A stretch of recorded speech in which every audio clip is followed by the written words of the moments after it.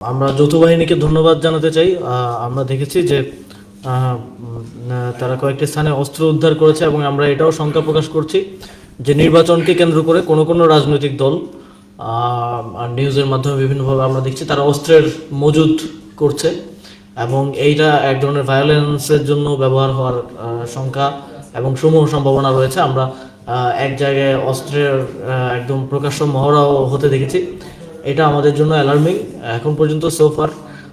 এবার আমি মনে করব যে সরকার কিংবা নির্বাচন কমিশনের সফলতা থেকে এটা বেশিরভাগ রাজনৈতিক দলেরই ক্রেডিটটা যাবে যে এখন পর্যন্ত বাংলাদেশে সাধারণত নির্বাচনের আগে যেরকম পরিস্থিতি দেখা যায় তার থেকে একটা ভালো পরিবেশ আছে। আমরা দেখছি যে একজন প্রার্থী তার বিপরীত প্রার্থীর সাথেও প্রচারণার সময় কোলাকুলি করছেন কিংবা একটা সৌহার্দ্যের জায়গা আমরা হয়তো দেখছি কিছু জায়গায়।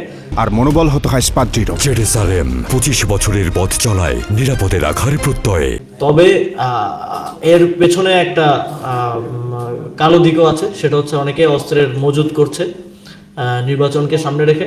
আমার মনে হয় এই বিষয়গুলোর ক্ষেত্রে আইন শৃঙ্খলা রক্ষাকারী বাহিনী, নির্বাচন কমিশনের আরও কঠোর হওয়া এবং আরও ভালোভাবে স্ক্রুটিনি করার প্রয়োজন আছে। কারণ অস্ত্রের মজুদ যদি থাকে সেক্ষেত্রে নির্বাচনের দিন এটা একটা ভয়াবহ রূপ ধারণ করতে পারে এবং অনেক জায়গায় নির্বাচন বন্ধ হয়ে যাওয়ার উপক্রমও হতে পারে।